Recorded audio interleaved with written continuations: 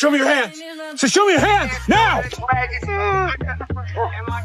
This black kid was just walking and listening to music, but my coworker John suddenly tackled him to the ground. Even though Jack kept trying to explain, John still slapped handcuffs on him. I could only say it was just a routine check. Then his mom rushed over and saw her son getting arrested for no reason. She completely lost it and tried to stop us. Then his dad and grandma came running too. Seeing this, John reported that they were attacking an officer. The whole scene fell into chaos. Everyone on the ground, now!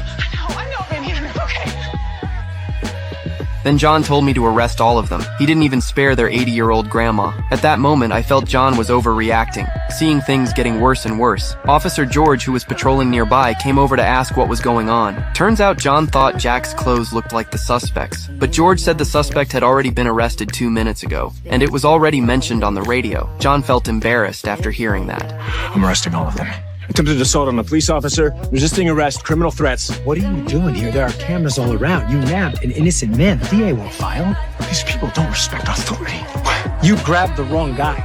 In the end, John could only walk away awkwardly, so I apologized to Jack's family. Fusion. You just cuffed my grandbaby and pointed guns at my entire family. Then George came over again to apologize, and that finally ended the mess. But when we got back to the station, John took his anger out on me. He said I didn't follow his orders, and that I even called George over to help, which made him lose face. But this wasn't the first time something like this happened. The next day, we got a call. A black young man said his home had been robbed, but while questioning him, John acted polite with his words, but his hand stayed on his gun the whole time, and he even stepped on the kid's toy. Then John suddenly asked Tony if he had tattoos. That random question left Tony confused. I was standing there and didn't get it either. Then John asked Tony which gang he was from. No, dude, we got robbed. Anybody money, T-Ball?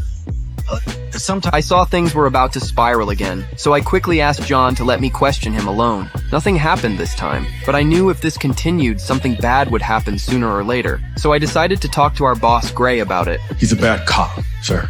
Who he chooses to pull over, how he treats suspects of color, the things he says. Then George walked in. He backed me up, saying John had gone too far lately, but Gray still didn't take my suggestion. He just told us to focus on doing our jobs, then told us to leave. The next day I went for a run to vent my frustration. I kept thinking about John's attitude toward black people. Then a patrol car drove toward me, and even as a cop myself, I raised both my hands. When I saw it was Gray getting out of the car, I awkwardly greeted him. Why are you here, sir? You were right. Benching Officer Stanton isn't enough. He's a disgrace to the badge. He has to go. Cross paths with 100 cops like Stanton. The kind that dip their toes over the line constantly, but nothing egregious, nothing flagrant, nothing actionable. How do I get him? You chronicle every offense, big or small. If we're lucky, the accumulation of infractions